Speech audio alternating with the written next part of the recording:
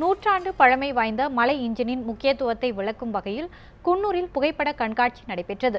சர்வதேச அளவில் சுற்றுலா பயணிகளை ஈர்த்து வரும் உதகை மலை ரயிலுக்கு யுனெஸ்கோ அமைப்பின் சார்பில் அங்கீகாரம் வழங்கப்பட்டுள்ளது.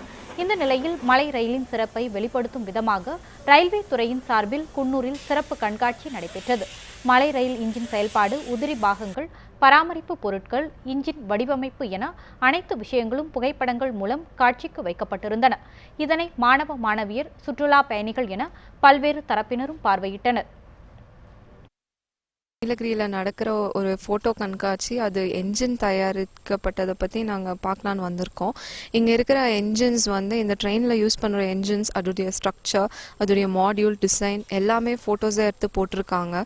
அது பார்க்குறதுக்கும் நல்லா இருக்குது. அதனால நாங்கள் நிறைய இன்ஃபர்மேஷன் எங்களுக்கு தெரியப்படுது.